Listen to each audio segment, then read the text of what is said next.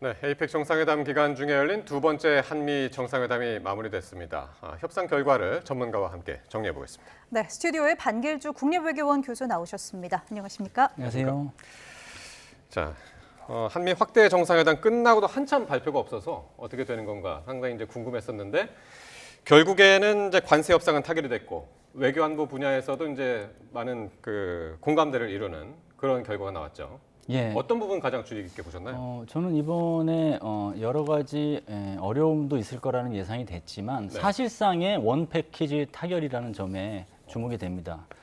즉 두 가지 목표가 있었죠. 한미 정상회담에서는 첫 번째는 우리 기업이 지금 자동차 특히 관세가 25% 유지되면서 해외에서 경쟁력을 지금 잃고 있는 상황에서 빨리 그렇죠. 그것을 어떻게든 봉합을 해야 되는데 그 목표가 있었고 그리고 트럼프 2기 행정부에 들어서 외교안보 지형과 공식이 달라지면서 어느 곳이나 동맹 리스크가 생기는데 한미동맹도 마찬가지였죠. 근데 그것을 관리해야 되는 측면. 그걸 다 목표를 달성하려면 관세 협상하고 그다음에 외교안보 의제도 상당 부분 잘 다뤘어야 되는데 그게 예. 이제 사실은 잘 다뤄졌다라고 생각이 들고요. 그래서 원 패키지 사실상의 원 패키지 타결이었기 때문에 거기가 주목이 됐고 특히 안보 분야에서는 전 4+1이라고 보는데 4개의 안보 의제와 하나의 전략협력 의제가 있었다고 보는데 첫 번째는 국방비 증액 3.5%를 이제 선제적으로 얘기를 함으로써 사실은 나머지 동맹 현대화에서 부각될 수 있는 다양한 이슈를 잠재웠다. 그렇게 볼 수 있고요. 두 번째는 원자력 추진 잠수함을 사실 20년 동안 추진하다가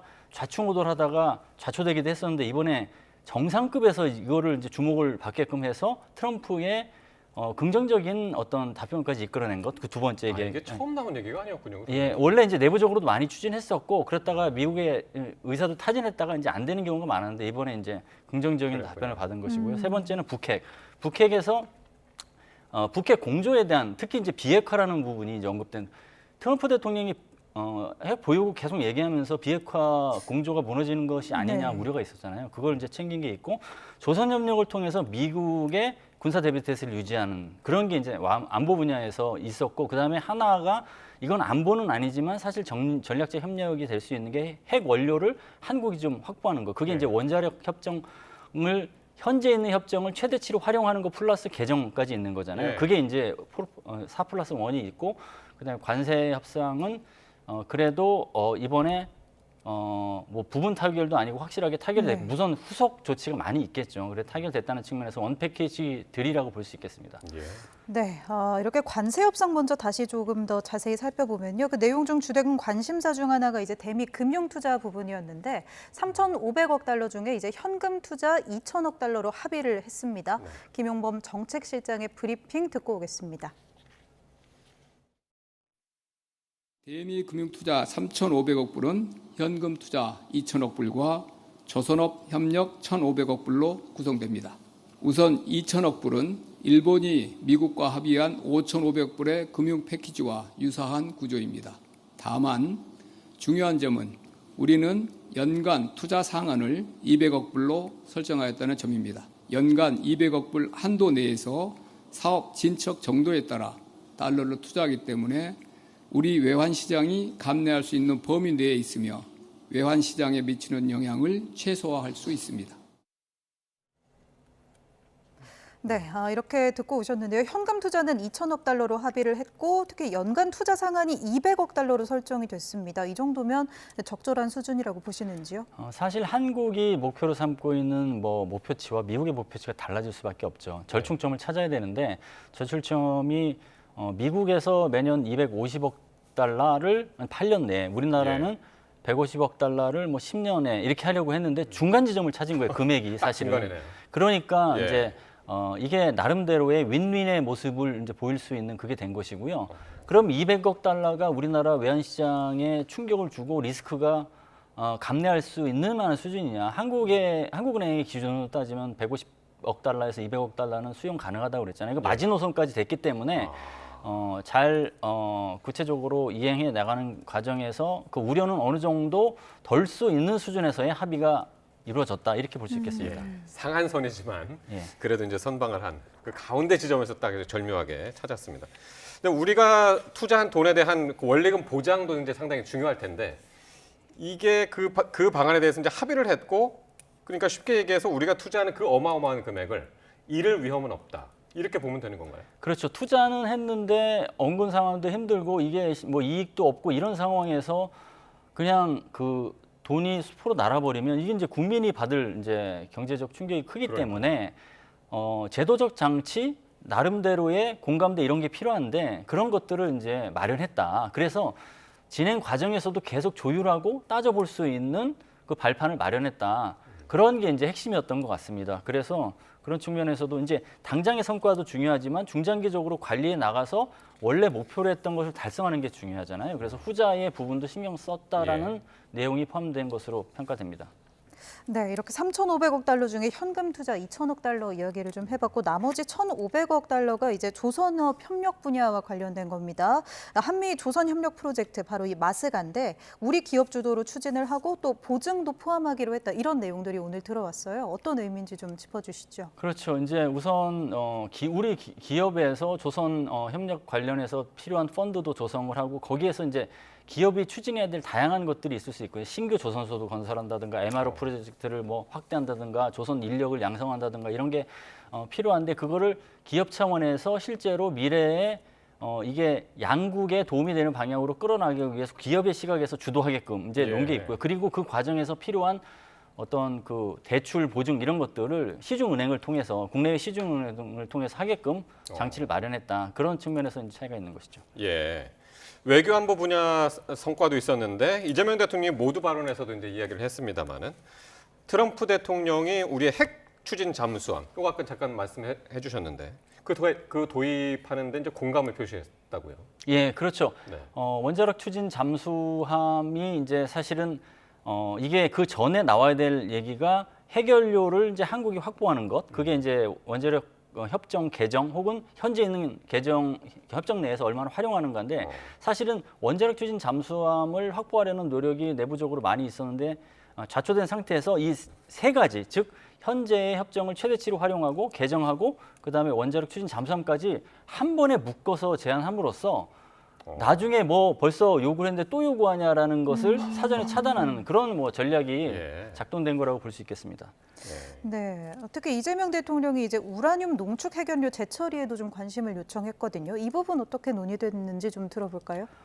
사실 미국에서는 긍정적으로 본 것 같고요. 원래 이제 원자력 협정 개정이 이제 다음 개정 기간까지 기간이 좀 남아 있고 이게 또 민감한 부분이기 때문에 사실은 어떻게 전략으로 접근하느냐가 되게 중요했는데 원자력의 평화적인 이용, 즉 이것을 상업적으로 이용하고 원자력을 이용하는 거지 이걸 무기화하는 게 아니다. 즉 군사화 전략화하는 게 아니고 상업적이고 경제적인 이용이다라는 구분을 확실히 함으로써 미국을 설득하게 하는 데 도움이 된 것 같고 그리고 그거에 따라서 분위기가 이제 잘 조성이 되니까 순풍을 타고 원자력 추진 잠수함 카드까지 꺼낸 것이다 볼 수 있고요. 그래서 이번에 원자력 협정을 통해서 그러니까 특히나 이제 이런 것도 주요했던 것 같아요. 러시아로부터 지금 미국과 우크라이나 전선에서 심리전 혹은 대리전을 펼치고 있는 러시아로부터 미국의 동맹국인 한국이 해결료를 이렇게 수입해야 되는 상황, 이걸 불편할 수밖에 없지 않습니까? 그걸 강조함으로써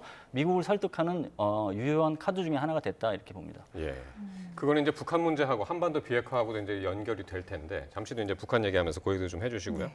사실 이게 정상회담 전까지만 하더라도 이 에이펙 기간 내에 이게 타결이 될 것인가 상당히 이제 그 신중하게 보는 시각들이 이제 상당히 많았었는데 이렇게 타결에 이르게 된 원인은 어떻게 보시나요? 우선 그림으로 보면은 이제 나쁘지 않은 게 처음에 기대치가 많았는데 타결이 안 돼서 국민이 실망하고 양국 간의 이제 동맹 뭐 리스크가 부상한 것처럼 되면은 이게 안 좋은 시나리오잖아요. 근데 기대치가 굉장히 힘든 상황이었다가 딱 타결이 되면 성과가 딱 내세우기 좋잖아요. 그런 그림이 만들어진 게 있고 그 저변에 한 5가지 요인이 작용했다고 보는데 치열한 고도의 심리전을 실무급에서 이제 펼쳐낸 것 굉장히 그래 짧은 기간 내에 성과를 내기 위해서 그게 하나가 있겠고 두 번째는 다른 국가들이 갖지 못하는 우리나라의 대미 레버리지 자산이 있었는데 그걸 잘 활용했다. 그게 바로 조선업이죠. 조선협력을 이번에도 더 강화하겠다고 얘기함으로써 트럼프 대통령이 에이펙 CEO 서밋에서도 조선협력 한국하고 하는 거를 얘기할 정도로 그 정도로 이제 대미 레버리지가 있는 것이거든요. 그게 트럼프한테는 조선이 상당히 이제 진정성이 있는 거예요. 그렇죠. 그게 예. 있었고 세 번째는 이제 국방비를 선제적으로 3.5%. 우리나라가 이미 국방력이 이제 5위 국가임에도 불구하고 3.5%를 더 증액하겠다고 하니까 미국의 부담을 줄여주려고 하는 한국의 의지, 그 진정성이 이제 인식이 된 거라고 볼 수 있죠. 그리고 네 번째는 사실 미중 전략적 경쟁이 최근 들어 더 치열해지고 있어요. 히토류 막 경쟁까지 있었잖아요. 그렇기 때문에 미국 입장에서도 동맹국을 소원히 하는 게 그게 유리하지 않아요. 동맹국이 필요한 상황이죠. 네. 거기에서 한미 정상회담을 성공으로 이끄는 게 미국이 중국과 러시아를 상대로 전략적 경쟁에서 이기는 데도 유리하다라는 전략적 환경이 일정 부분 영향을 미친 게 있고요. 마지막으로는 선물 외교도 어느 정도 영향을 줬다고 봅니다. 사실 뭐 무궁화 대훈장도 받았지만 무궁화 대훈장 같은 경우는 미국 대통령으로는 처음 받은 거지만 우리나라가 다른 국가 정상에게도 제공한 적도 있었는데 특히 경주 군관 같은 경우는 전 세계에서 딱 하나밖에 없고 그게 네. 트럼프 대통령이 받은 거잖아요. 그래서 그 의전 외교 선물 외교도 예. 그 회담장을 좀 여유 있고 좀 긴장을 낮추는데 굉장히 도움이 되는 측면도 있다 그렇게 어느 봅니다. 정도 분위기를 끌어올리는 데는 확실히 예, 좀 예. 작용을 했다고 보시는군요. 트럼프 대통령이 그 근관에서 눈을 못 떼더라고요. 예. 네, 이 트럼프 대통령 입장에서도 이제 뭐 아시아에 순방을 온 셈이잖아요. 그러니까 순방 성과를 좀 이렇게 내야 하는데 어떤 그런 부분이 결단을 하는데 작용도 좀 했을까요? 그렇죠. 이제 미국을 떠나면서 백악관에서는 이번에 아시아 순방이라고 하면서 이제 내세웠어요. 에이펙보다도. 그래서 아시아 순방에서 결국은 메가 목표, 즉 자국 우선주의에 따라서 미국의 이익을 최대치로 끌어올리는데 아시아 순방을 활용하겠다고 하면서 말레이시아, 캄보디아하고 무역협정 맺고 광물협정 맺고 그다음 일본 가서 5,500달러 미국이 원하는 대로 다 타결하고 마지막 완성 그 점을 찍는 게 이제 한국이었는데 예. 한국에서도 이제 굉장히 어렵게 보였지만 타결했기 때문에 트럼프 대통령 입장에서는 미국에서 나름 선물 보따리를 챙겨갔고 그러면서도 동맹은 지켰다 이런 평가를 할 것 같고 우리나라 입장에서도 어쨌거나 처음에 말씀드렸던 관세에서 이제 기업을 이제 사실은 어떤 보호하는 것, 그다음에 동맹 지키는 것 측면에서 두 마리 토끼를 잡았다는 평가를 해도 무리가 아닐 듯합니다. 그리고 이제 이번 에이펙 기간 동안에 이 북미 간에 깜짝 회동이 성사되는 것 아닌가 약간 이제 기대도 했었는데 결국에는 불발이 됐고 근데 트럼프 대통령이 여전히 김정은 위원장 만나기를 바라고 있는 것 같던데요. 예, 그 트럼프 대통령은 두 가지 단계를 갖고 네. 북미 회동을 추진했던 것 같아요. 처음에는 일단은 노력은 최대한 해보겠다. 그래서 할 수 있으면은 2019년에 30시간 매직이 작동되는 것처럼 다시 작동돼서 한번 만나보는 것. 거기에는 이제 대통령에서 잠시 물러났지만 다시 집권하게 돼서 대통령 자격으로 다시 김정은을 만난다고 하는 자신의 뭐라고 해야 되나 그 위치에 대한 어떤 그 과시 이런 게 좀 하고 싶었던 것 같기 있고 만약에 안 된다 하더라도 분명히 훗날을 도모할 수 있다. 이런 노력 자체가 나중에 실제로 북미 회담이든 회동이든 하는데 여건 조성이 돼서 굉장히 도움이 될 것이다. 그래서 이번은 못하지만 다음에는 하겠다. 그리고 그 김정은 위원장은 트럼프 대통령의 그 마음을 읽어달라라는 메시지를 내면서 네. 나중에 그 추진을 미련을 남겨두시 얘기했던 것으로 판단됩니다. 네, 그래서 뭐 다른 방문도 하게 될 것이다 이런 약간 여지가 있는 듯한 예, 예. 발언도 좀 한 것 같습니다. 이렇게 지난 7월 말부터 시작한 한미 관세 협상인데 석 달 만에 타결이 됐습니다. 네. 교수님 이번 협상 결과 뭐 100점 만점에 점수를 좀 매긴다면 몇 점 정도로 매길 수 있을까요? 사실 이게 굉장히 빠르게 이제 왔던 협상이고 3개월 만에 포괄적인 어떤 타결을 했다가 이제 구체적인 타결까지는 3개월 걸렸잖아요. 이 기간이 굉장히 사실은 급박하고 짧은 게 분명히 있고 그런 걸 고려하면 사실은 상당한 성과가 있다고 보여지고 다만 당장에 지금 이런 타결이 앞으로 10년, 20년 지나가면서 굉장히 성과가 있을 것이다라는 장밋빛 기대만 할 수 없잖아요. 관리를 잘 해야 되기 때문에 그것까지 예. 고려한다면 뭐 계량화된 점수로 평가를 하는 건 쉽지 않겠지만 합격점에 들어오는 타결이었다. 이렇게 볼 수 예. 있겠습니다. 네. 예. 이게 근데 이 관세 협상 이 타결된 이게 언제부터 시행이 되는 건가요? 앞으로 또 당장 과정이 또 실행이라고 남아있잖아요. 보면 될 것 같아요. 11월 1일부터 이제 시행된다고 하니까 예. 사실상의 당장 실행이라고 볼 수 있겠고 네. 다만 이게 한국과 이걸 후속 처리하는 과정이 한국과 미국이 조금 다를 거예요. 우리나라는 이제 재정적 부담이 많이 된다든가 국민에 직접적으로 영향을 미치는 막대한 재정이 들어가는 경우에는 특히 조약 같은 경우에는 국회 비준이 있어야 되고 네. 그 이번은 MOU로 하는데 MOU로 하더라도 사실 비준 같은 게 있을 수가 있거든요. 그러니까 이거는 한국 같은 경우는 이게 계속 장기적으로 돈이 들어가는 거니까 국회 비준을 받는 게 안정적인 추진을 위해서라도 나을 수 있어서 그런 과정이 있을 테고 미국 같은 경우는 이게 대통령의 권한이라고 해석을 하면서 트럼프 대통령이 사용한 게 국제 비상 경제 권한법이거든요. IEEPA. 그걸 활용한 거기 때문에 국회 비준은 의회 비준은 필요 없다라고 할 겁니다. 그래서 후속 예. 과정에서 한국과 미국이 처리할 그 과정은 조금 결이 다를 것이다 이렇게 봅니다. 그렇군요. 네, 이렇게 오랜 난항 끝에 타결된 관세 협상 내용 짚어봤습니다. 반길주 국립외교원 교수 함께했습니다. 교수님 고맙습니다. 감사합니다.